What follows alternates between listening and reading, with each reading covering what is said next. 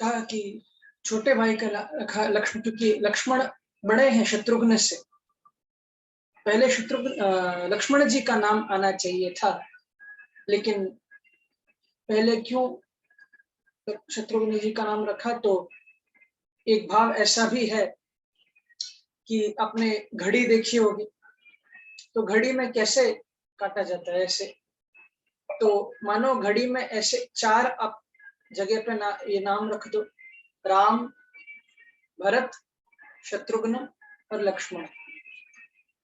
तो जब घड़ी की ओर से क्लॉकवाइज जब आप जाओगे तो पहले राम, भरत, शत्रुघ्न और लक्ष्मण। लक्ष्मण के पीछे कौन है फिर? राम।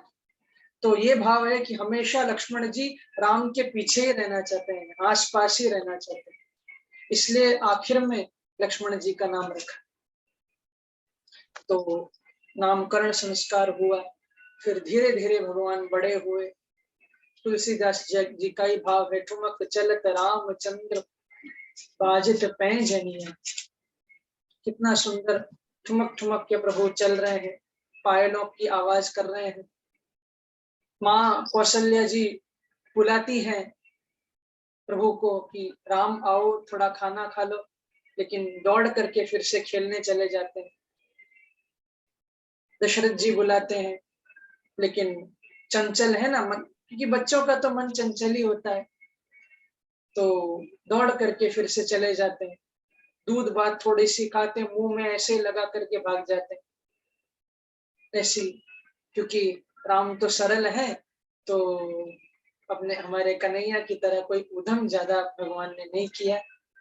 तो संक्षिप्त रूप से बाल लीला यहाँ सुनाई। जब बड़े हुए तो उपनयन संस्कार भगवान का किया, चारों भाइयों का किया वशिष्ठ जी ने, और गुरुकुल में पढ़ाई करने के लिए लेकर के गए। विधिवत वहां पढ़ाई करी, सब वेदों का, शास्त्रों का, धनुष का, क्योंकि तब जो गुरुकुल का जो सिस्टम था, वहां पे राजा का बेटा हो या गरीब का बेटा हो, ब्राह्मण का बेटा हो, कोई भी हो, वहां कोई भेद नहीं होता, सबको सब विद्या दिलाई जाती थी। तो विधिवत प्रभु ने वो विद्या का अर्चन किया। और यहाँ कितना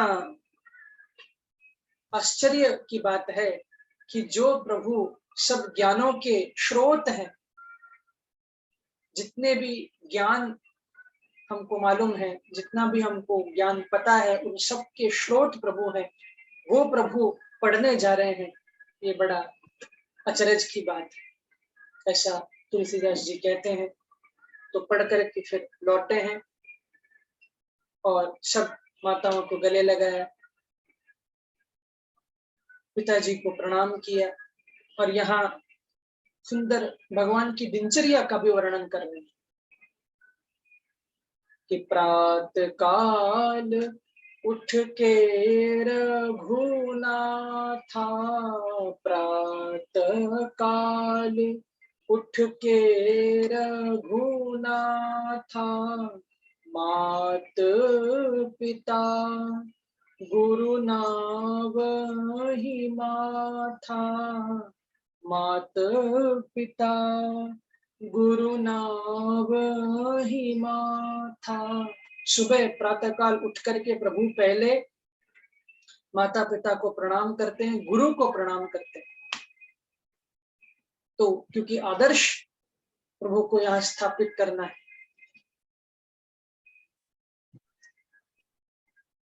कैसे एक आदर्श बेटे को रहना चाहिए, एक आदर्श व्यक्ति को रहना चाहिए, ये प्रभु को स्थापित करना है। तो यहाँ प्रभु वो स्थापित कर रहे हैं कि प्रातः काल उठ करके पहले अपने माता का, पिता को प्रणाम करो, फिर गुरु को प्रणाम करो, फिर अपनी दिनचर्या को प्रारंभ करो। फिर प्रभु संध्या वंदन करते हैं, स्नान करते हैं, प्रातःकाल ब्रह्म मुहूर्त में उठते हैं, प्रणाम करके फिर स्नान करते हैं, संध्या वंदन करते हैं, फिर थोड़ा भ्रमण करते हैं, फिर राजकाज में पिताजी की मदद करते हैं, देखते हैं कि प्रजा हमारी कैसी है, सुखी है या दुखी है, ये सब प्रभु देखते हैं। जब प्रजा को भी बड़ा आनंद आ रहा है कि ऐसा ऐसे हमारे राम लाला है, कितना आनंद पूरी अवध में छा रहा है। एक बार श्री विश्वामित्र जी आए हैं अवध में। सुना विश्वामित्र जी ने कि अयोध्या में प्रभु राम साक्षात भगवान के स्वरूप हैं और वहां प्रकट हुए, क्योंकि अनेक राक्षस जो रावण के द्वारा भेजे गए थे वो आकर के विश्वामित्र जी और आदि उन संतों की यज्ञ को और पूजा आदि को आदि में विघ्न डालते थे। अनेक संतों का वध ये करते थे। तो उससे मुक्ति पाने के लिए ये विश्वामित्र जी दशरथ जी के पास आए हैं और मदद मांगी कि दशरथ जी आपसे हम एक मदद चाहते हैं। तो बोले क्या मदद चाहते हो आप, कहो तो पूरी ये सेना, ये पूरा महल आप पे मैं न्यौछावर कर दूं। आप कहिए, आप तो बड़े सिद्ध संत हैं, आप कहिए तो सही, मैं आप पे सब कुछ लुटा दूंगा, जो मेरे पास है सब कुछ मैं लुटा दूंगा, आप कहिए। वचन दे दिया। तो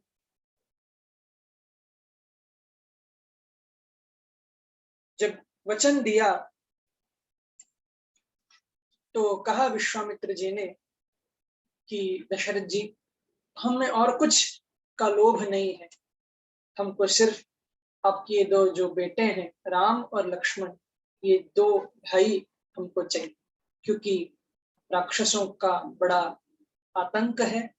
हमको ये दो आपके बेटों को दे दो, क्योंकि ये दो आपके बेटे बड़े प्रतापी हैं।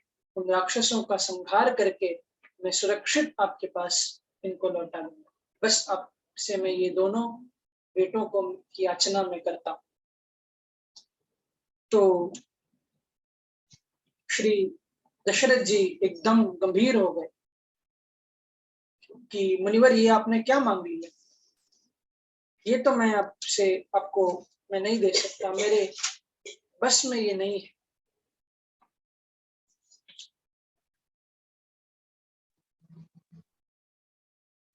कहा कि मैं आपको कुछ भी दे सकता हूँ, मैंने पहले भी कहा, मैं अपने आन दे सकता हूँ, अपनी शान दे सकता हूँ, अपना तन मन धन सब कुछ दे सकता हूँ, लेकिन मैं राम को नहीं दे सकता। अभी तो गुरुकुल जाकर के आए हैं पढ़ करके, अभी तो ठीक से मैंने उनको देखा भी नहीं है, और अब तुरंत मांग रहे हो, तो कैसे भी मैं नहीं दे सकता। मुझे आप क्षमा करिए, और कुछ भी मांग लीजिए। आपको राक्षसों को मरवाना है, मैं चलता हूँ, मेरी सेना के साथ मैं आता हूँ, मैं भले उस युद्ध में मर जाऊं, लेकिन मैं आपके यज्ञ की, आपके उस कुटिया की, आपके क्षेत्र की मैं रक्षा करूंगा, लेकिन राम को मैं नहीं दे सकता, ये नहीं बन सकता मेरे से, आप ये जान लीजिए। तो एक छोटा सा भाव है, पूज्य राम भद्राचार्य जी ने स्वरचित ये लिखा है, मैंने आज ही सुना, तो ये थोड़ा हम गा करके फिर हम आगे बहुत जल्दी विवाह तक कोशिश करूंगा कि 15 मिनट ही है, तो मैं कोशिश जरूर करूंगा कि विवाह तक ले जाए, नहीं तो कम से कम मिथिला तक तो हम ठाकुर जी को पहुंचा ही देंगे, भले कल थोड़ा करना पड़े, देखते हैं। तो एक छोटा सा भाव हम गा लें, फिर हम आगे बढ़ते हैं। कि राघव को मैं न दूंगा मुनिनाथ मरते मरते, राघव को मैं न दूंगा मुनिनाथ मरते मरते, मेरे प्राण ना बचेंगे यह काम करते करते, मेरे प्राण ना बचेंगे यह काम करते करते, राघव को मैं न दूंगा मुनिनाथ मरते मरते, राघव को मैं न दूंगा मुनिनाथ मरते मरते, जल के बिना कदाचित मछली शरीर धारे, जल के बिना कदाचित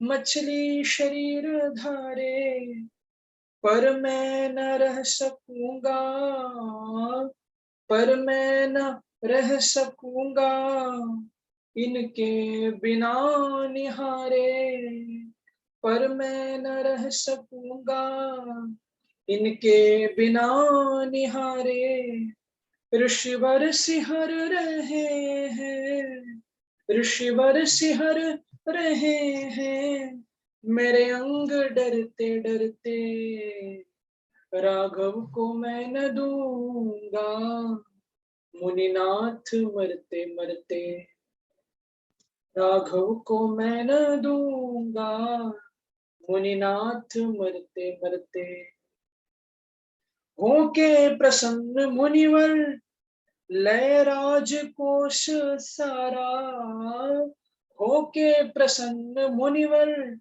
लय राजकोष सारा, मैं छोड़ साथ वैभव, मैं छोड़ सारा वैभव वन में करूं गुजारा, मैं छोड़ सारा वैभव वन में करूं गुजारा। हे मुनिवर, आप चाहें तो मैं ये सारा राजकोष आपको मैं दे दूं और मैं स्वयं जाकर के वन में रहने को तैयार हूं, लेकिन ले जाओ मेरा सब कुछ, ले जाओ मेरा सब कुछ, सुख मोद भरते भरते, लेकिन राघव को मैं न दूंगा मुनिनाथ मरते मरते, राघव को मैं न दूंगा मुनिनाथ मरते मरते, क्योंकि मेरे प्राण ना बचेंगे यह काम करते करते, मेरे प्राण ना बचेंगे यह काम करते करते। तो दशरथ जी ने कहा कि आप सब कुछ ले जाओ, लेकिन राम और लक्ष्मण को अगर मैंने दे दिया तो उस क्षण मेरे प्राण नहीं बचेंगे, आप इनको छोड़ दो। तो जब कौशल्या जी को ये मालूम पड़ी कि विश्वामित्र जी आए हैं और मांग रहे हैं, तो शंकर जी की बात याद आ गई कि जब एक बाबा जी आएंगे तो उनको बिना सोचे समझे दे देना। तो कौशल्या जी ने कहा कि दशरथ राजा, ये ले जाके वापस लौटा देंगे, बड़े प्रतापी मुनिवर हैं, आप इनको छोड़ दो, सौंप दो इनको, कुछ नहीं होगा हमारे लालाओं को। तो कौशल्या जी की जब बात सुनी तो भेजा है विश्वामित्र जी के साथ, जब गए हैं, जाते जाते पहले उस राक्षसी ताड़का का वध किया भगवान ने। पहला जब कृष्ण बन करके आए, आप देखो, तो पहले पूतना को मारा था, जब राम बन करके आए हैं तब भी ताड़का को मारा है पहले, तो ताड़का का वध किया। आगे फिर एक छोटी सी एक कुटिया भगवान को, क्या किसी जहां किसी की नजर नहीं जा रही थी, वहां प्रभु राम की नजर वहां पहुंची और देखा कि एक छोटी सी कुटिया है, वहां एक शिला पड़ी हुई। तो पूछा श्री विश्वामित्र जी से कि हे विश्वामित्र जी, आप मुझे ये बताओ कि ये शिला यहाँ क्यों पड़ी हुई है, बड़ा पुराना ये शिला लग रही है। ये आप हमको बताओ कि ये किसकी शिला है, क्यों ऐसी यहाँ पड़ी हुई। तो कहा विश्वामित्र जी ने कि वाह प्रभु, यही तो भगवान की महिमा है, जिसकी ओर किसी की नजर नहीं गई उस पर तुम्हारी नजर पड़ गई। ये गौतम ऋषि की नारी है जो यहाँ पाषाण बन करके बैठी है, अहिल्या। ये तुम्हारे ही इंतजार में है राम, जाओ इनका उद्धार करो। तो भगवान गए हैं और भगवान ने अपने चरण उस शिला पर रखे। उस शिला से वो अहिल्या जी प्रकट हुई, भगवान की स्तुति की अहिल्या जी ने, भगवान को प्रणाम किया और जाकर के फिर से गौतम जी के साथ मिल गई। क्योंकि हजारों वर्ष से पत्थर बन करके वहां अहिल्या जी उस श्राप के कारण वहां बैठी हुई थी, क्योंकि गौतम जी ने वो श्राप अहिल्या जी को दिया था। क्योंकि जब गौतम जी थोड़ा बाहर गए थे ऋषि, तो वो इंद्र आया था गौतम जी के भेष में। लेकिन अहिल्या जी तो पतिव्रता थी, लेकिन गौतम जी को जब वापस आए तो उनको अच्छा नहीं लगा और गलत फहमी हो गई और श्राप दे दिया कि तुम पत्थर बनोगी। लेकिन देखो उस मुनि के श्राप की महिमा कि आज प्रभु राम की वो चरण कमल रज उस अहिल्या जी को प्राप्त हो गए और अहिल्या जी का उद्धार वहां हो गया। आगे प्रभु गए हैं और विश्वामित्र जी ने कहा कि आप थोड़ा यहाँ विश्राम करो, हम कल सुबह उठ करके फिर आपको मैं बताऊंगा कि किन किन को, राक्षसों को कैसे कैसे आपको मारना, आपको सब विद्या में प्रदान करूंगा। तो रात को सोए हैं और सुबह प्रभु उठे। सुबह जब प्रभु उठे हैं तो आपको मालूम है विश्वामित्र जी ने ये श्लोक वाल्मीकि, ये तो वैसे ये वाल्मीकि रामायण में ये श्लोक आता है, लेकिन आपको सुप्रभात वेंकटेश्वर सुप्रभात तो सबको आता ही है, प्राय एक लाइन तो सबको आता ही है, पहला लाइन। तो ये जो पहला उस सुप्रभातम का श्लोक है, ये वाल्मीकि रामायण से विश्वामित्र जी ने यहाँ इसी कड़ी में राम जी को उठाने के लिए गाया था।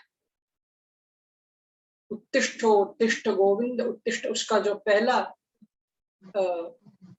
जो श्लोक है, कौसल्या सुप्रजा राम पूर्वा संध्या प्रवर्तते, उत्तिष्ठ नरशार्दूल त्रैलोक्यम मंगलम कुरु। ये जो श्लोक है ये वाल्मीकि रामायण का श्लोक है, विश्वामित्र जी ने राम और लक्ष्मण को उठाने के लिए यहाँ गाया है। तो भगवान को उठाया, सारी शस्त्र विद्या अस्त्र विद्या प्रदान की विश्वामित्र जी ने और आज्ञा की कि आप अब निर्भय होकर के उन असुरों से युद्ध करो। तो सब जो असुर वहां आते थे, जो आतंक मचाते थे, सबको भगवान ने मारा है वहां, और उन सब ऋषि मुनियों को निर्भय दान करा करके प्रभु ने सुरक्षित उनको रखा। आगे फिर विश्वामित्र जी कहते हैं कि थोड़ा चलो हम थोड़ा मिथिला नगर चलते हैं, क्योंकि मिथिला से एक आमंत्रण आया है जनक जी के यहाँ से कि वहां उनके यहाँ धनुष बाण का एक स्वयंवर है, उनकी बेटी है सीता।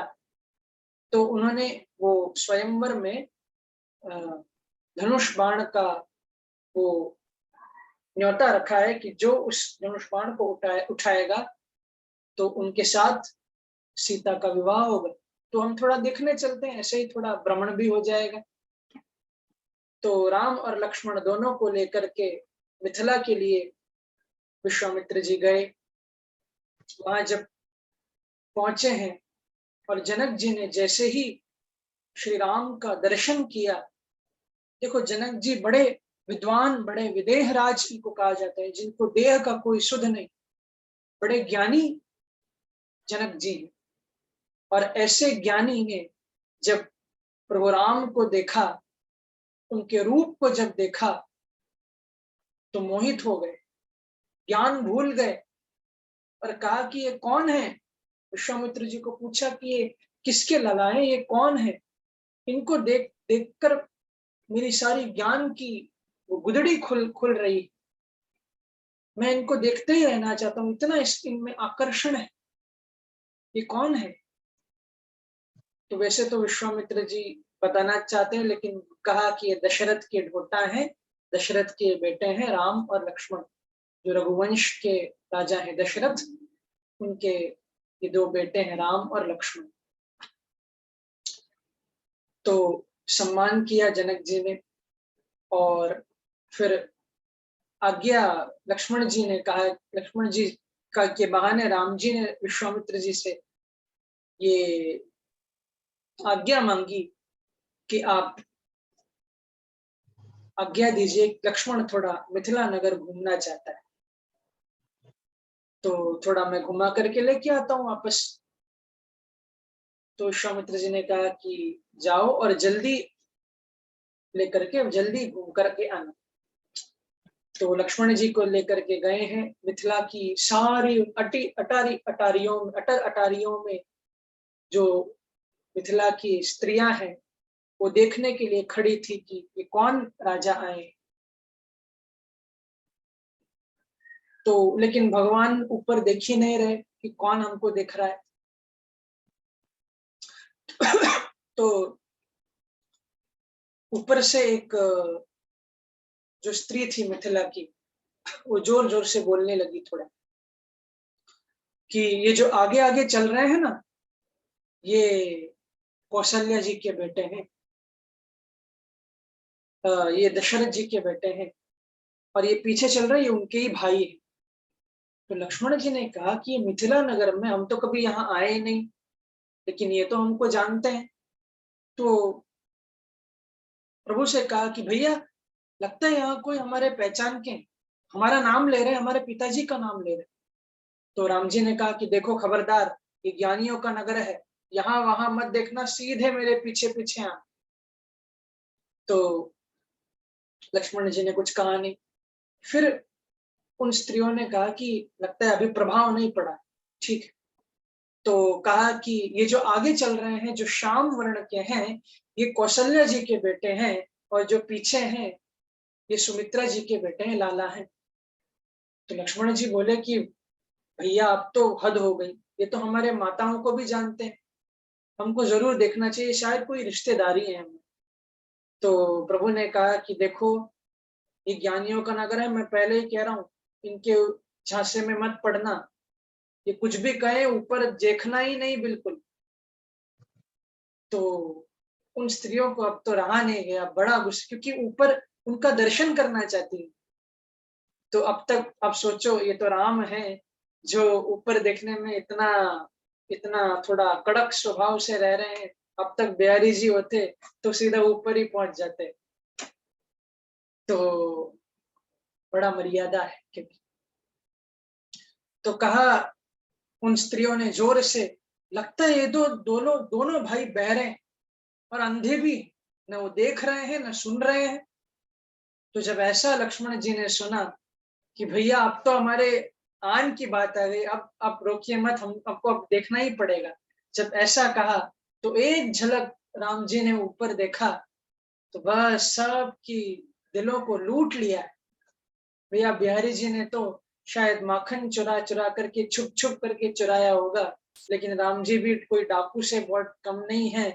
दिन दहाड़े भगवान ने सारे मिथिला के दिलों को चुरा लिया अपने रूप से।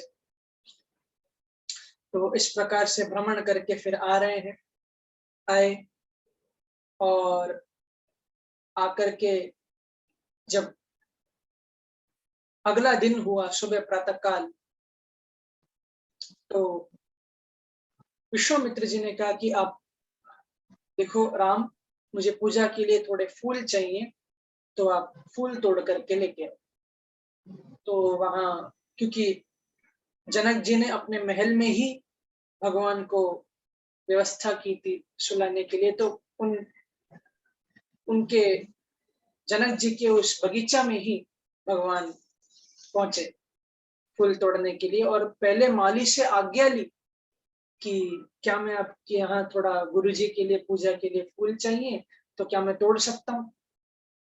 तो माली ने कहा कि आप जितना चाहिए आप फूल तोड़ करके लेकर जाओ। तो वहां गए अंदर फूल तोड़ने के लिए। उसी समय, क्योंकि स्वयंवर भी आने वाला है, तो सीता जी भी अपनी सहेलियों के साथ, सहचरियों के साथ माँ गौरा का पूजा करने के लिए, माँ पार्वती की पूजा करने के लिए वहां आई। और एक सखी ने जब श्री राम जी को देखा तो दौड़ करके गई है सीता जी के पास और कहा है सीता जी का, जल्दी चलो, जल्दी चलो। और एक दशरथ जी के वो बेटा है, उनको जरा देखो, कितने सुंदर लग रहे हैं। खींच करके सीता जी को लेकर गई और पेड़ की ओर से ही सीता जी राम जी का दर्शन कर रही हैं। और जब राम जी ने भी देखा तो राम जी ने भी सीता जी की ओर देखा, दोनों आंखें मिली और ऐसी मिली कि अब शादी तक लेकर जाएगी उसको। तो फूल तोड़ना तो वहां रह ही गया, आंखें ही मिल रही दोनों की, क्योंकि विष्णु और लक्ष्मी और नारायणी तो हैं, मनो आंखों से बात कर रहे हैं कि लक्ष्मी जी आप मिल गए, तो चलो अभी जल्दी से शादी करते हैं, क्योंकि 10:15 बज गए, हमको सोना भी है। तो राम जी जब देखा, तो जब गई है गौरी के पास पूजा करने के लिए, तो मनोरथ यही मांगा गौरी जी के साथ कि प्रभु रुक्मिणी जी ने वहां मांगा था गौरी से, नमस्ते त्वाम्बिके विष्णु संतान हितां शिवां भूयात् में भगवान कृष्ण स्मरण मोदकात्। जब रुक्मिणी जी ने मांगा था, ऐसे ही सीता जी ने भी माँ गौरी से यही बात मांगी कि श्री राम मेरे पति रूप से आप प्रदान करो। हे माँ, आपको प्रणाम करके, जब ऐसे प्रणाम करके माँ मस्तक को नीचे झुकाया, तो माँ गौरी के, माँ पार्वती के गले से वो जो हार था, माला थी, टूट करके सीता जी के ऊपर गिर गई। और माँ गौरी ने आशीर्वाद दिया कि हे बेटी, तेरी सकल मनोकामना पूर्ण होगी, तुमको श्री राम वर रूप में तुमको मिलेंगे। ये आशीर्वाद माँ गौरी ने दिया।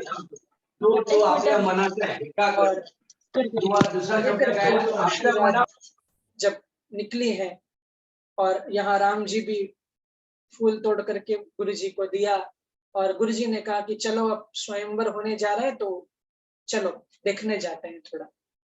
तो स्वयंवर में आकर के राम और लक्ष्मण बैठे हैं, वहां वो शिव धनुष रखा है, और ये घोषणा हुई कि जो इस धनुष को तोड़ेगा निकाल करके, तो उसके साथ सीता जी की का विवाह होगा।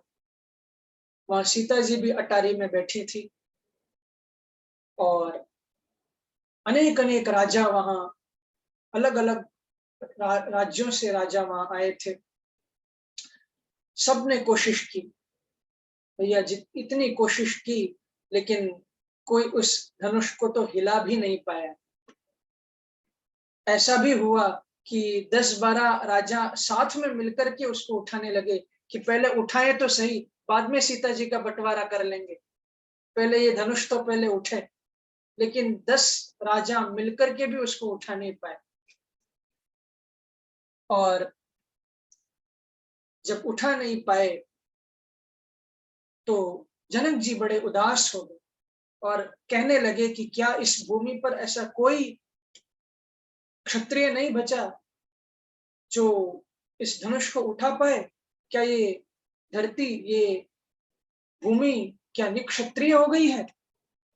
जब ऐसा कहने लगे तो लक्ष्मण जी रह नहीं पाए